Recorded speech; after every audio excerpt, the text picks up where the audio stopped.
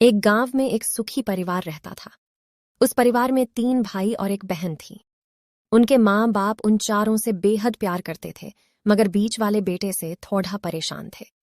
बड़ा बेटा पढ़ लिख कर डॉक्टर बन गया था और छोटा बेटा भी पढ़ लिख कर इंजीनियर बन गया था, मगर बीच वाला बेटा बिल्कुल गंवार और आवारा किस्म का था।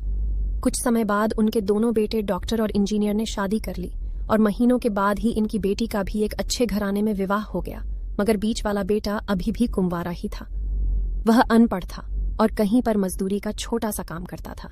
उसको शादी के लिए कोई भी लड़की नहीं मिल रही थी। उसके माँ बाप उससे बहुत परेशान हो चुके थे।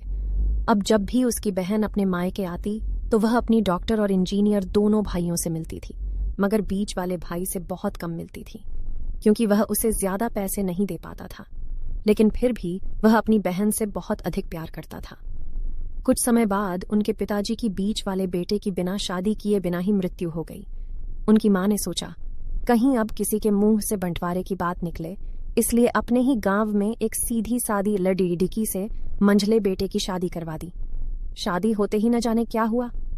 अनपढ़ बेटा मन लगाकर काम करने लगा और पहले से कहीं ज्यादा मेहनत भी करने लगा। अब कोई भी पुराना दोस्त उसको मटर गश्ती के लिए बुलाने आता तो वह मना कर देता। एक दिन उसके डॉक्टर और इंजीनियर भाई ने सोचा कि यह तो गंवार और अनपढ़ है, हम इससे कहीं ज्यादा पैसे कमा लेते हैं, इसलिए अब हमें बंटवारा कर लेना चाहिए। मां के लाख मना करने के बाद भी दोनों बेटों ने बंटवारे की तारीख तय कर दी और उन्होंने अपनी बहन को भी बुला लिया। तभी उनका गंवार भाई कहता है कि तुम लोग बंटवारा कर लो, मुझे जो बचे वो दे देना या ना देना, मैं शाम को आकर अंगूठा लगा दूंगा। तभी उसकी बहन कहती है, अरे बेवकूफ, तू तो हमेशा बेवकूफ ही रहेगा। जमीन का हिस्सा तो आमने सामने बैठकर होता है। और उसकी माँ भी उसे काम पर जाने से रोकती है। उसी वक्त वकील भी वहां आ जाता है और कहता है कि आपका सारा हिस्सा मिलाकर 10 बीघा जमीन और एक मकान है। अब यह बताओ किसको कितना हिस्सा देना है, मैं उसी हिसाब से कागज बनवा दूंगा। तब गवार भाई कहता है, वकील साहब, 5-5 बीघा जमीन हमारे दोनों भाइयों के नाम लिख दो और यह हमारा घर है, मेरी प्यारी बहन के नाम कर दो। तब दोनों भाई पूछते हैं कि तू अपने हिस्से में क्या लेगा। गंवार भाई कहता है कि मेरे हिस्से में मेरी प्यारी माँ है। वह अपनी पत्नी की तरफ मुस्कुराते हुए कहता है, क्यों, क्या मैंने गलत कहा?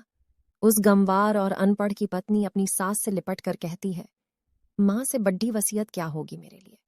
उसी वक्त उसका गंवार पति भी अपनी माँ से लिपट जाता है। गंवार बेटे और बहू के प्यार ने जमीन जायदाद के बंटवारे को एक सन्नाटे में बदल दिया। तभी बहन अपने गंवार भाई के गले लगकर लिपट कर रोते हुए कहती है कि माफ कर दो भैया, मैं आपको सम्मान नहीं दे सकी। तभी उसका भाई कहता है, मेरी प्यारी बहन, इस घर में जितना अधिकार हमारा है उतना ही तुम्हारा भी है, और रही बात बंटवारे की, तो बंटवारा नहीं करने से जीवन खत्म तो नहीं हो जाएगा। क्यों करते हैं हम बंटवारा? क्या हम एक साथ मिलकर नहीं रह सकते, जैसे हम बचपन में मिलकर खेलते रहते थे? एक साथ मिलकर रहने को ही तो कहते हैं एक अच्छा परिवार, और उसके परिवार को संभालती है एक माँ। तभी उसके दोनों भाई भी बहुत शर्मिंदा होते हैं और वह बंटवारे के सभी कागज फाड़ कर फेंक देते हैं, और उस दिन के बाद से उनका पूरा परिवार खुशी खुशी एक साथ रहने लगा। उम्मीद है इस कहानी ने आपके दिल में अपने जीवन साथी का स्थान और भी ज्यादा मजबूत कर दिया होगा। ऐसी ही बेहतरीन कहानियां रोजाना पढ़ने के लिए हमारे चैनल हिंदी कहानी AI को जरूर सब्सक्राइब करें। धन्यवाद।